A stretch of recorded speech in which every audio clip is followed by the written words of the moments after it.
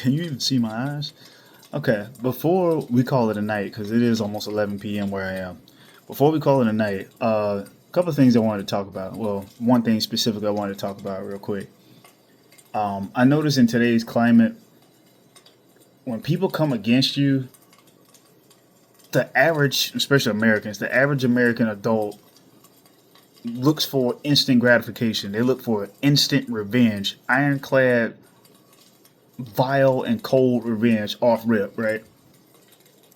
Uh, the immediate reaction is of rage and wrath. Oh, I'm gonna fix you. I'm gonna get you back. I'm gonna get my get back for that. I'm gonna get it back in blood. Whatever term you want to use. That's the initial reaction.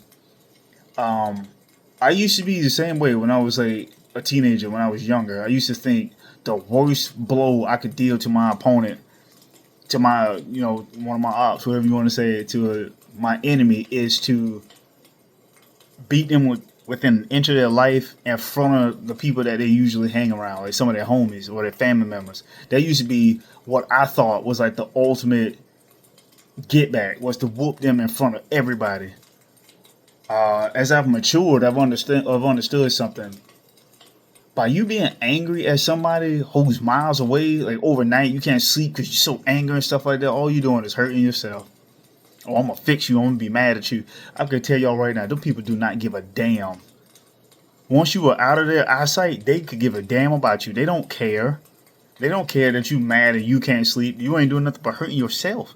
You know that term, you allowing somebody to live in your head rent free? Yeah, that's a thing. That's not how you get revenge on somebody. The real way, the best way to deal the most painful blow to your enemy is two things: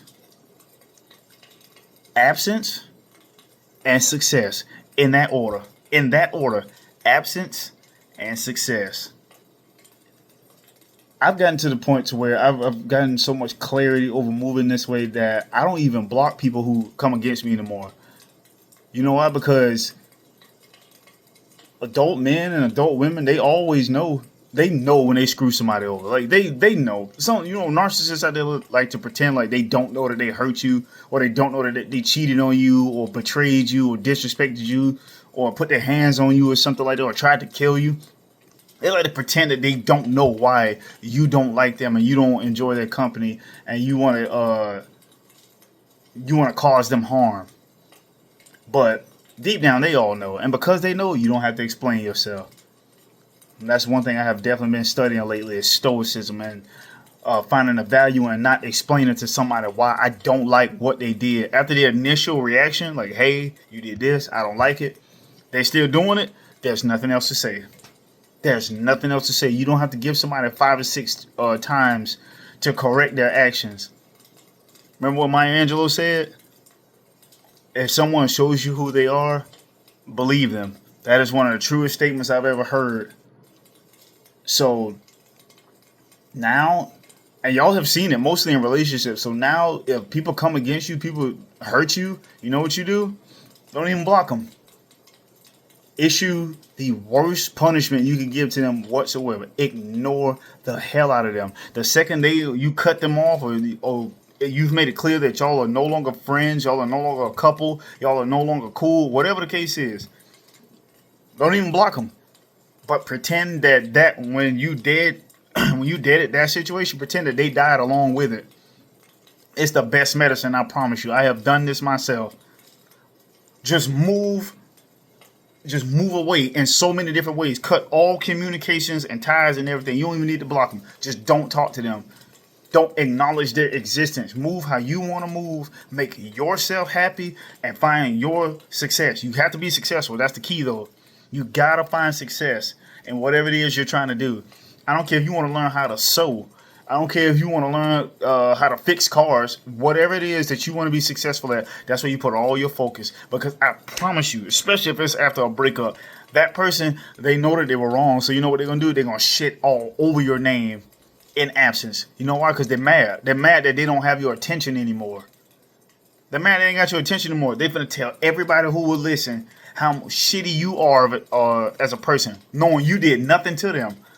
But their ego won't allow them to accept that blame for that loss that they just took, that massive loss they just took. And unfortunately, some people, when you have like mutual friends or people that know y'all, some of them will believe what the other person is saying about you.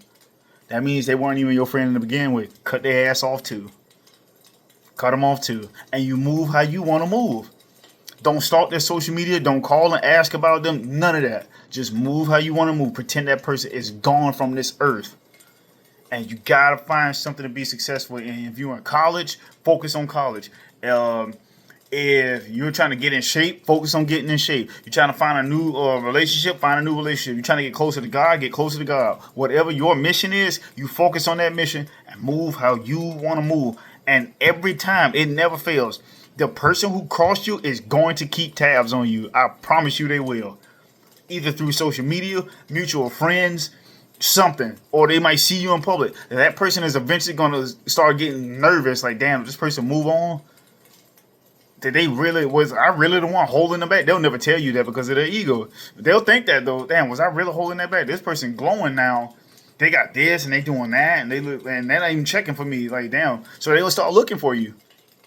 They do it every time. They do it every time. I promise y'all. They do it every time. They will find a way to communicate with you. Even if they don't say a word, they will find a way. Because knowing that you're the one who screwed up and then that person wasn't even affected by it is damaging to somebody's ego. That is catastrophic to somebody's ego. When they thought that they were better than you, when they thought that they were stronger than you, and that they could just push you around and beat up on you and hurt you and mistreat you and use you, when they thought that, and then you prove them wrong by being successful without them being a part of your life, that is a massive shot to their ego. And you know what? If it isn't, do not care. That is the best way to move. If they move on and become way more successful to you, if they find love, don't even give a damn. Show no interest whatsoever. Okay, whatever. I don't care. Your eyes work, so you're going to see something, but don't ever go checking for them because now you just gave them your power back. That's how you take it back from them. The worst punishment you could dish out to one of your enemies is to ignore them and to be successful. Remember I said this. You heard this. You heard this from yours truly. You heard this from Darian. Absence and success is the best revenge. Trust me on this one.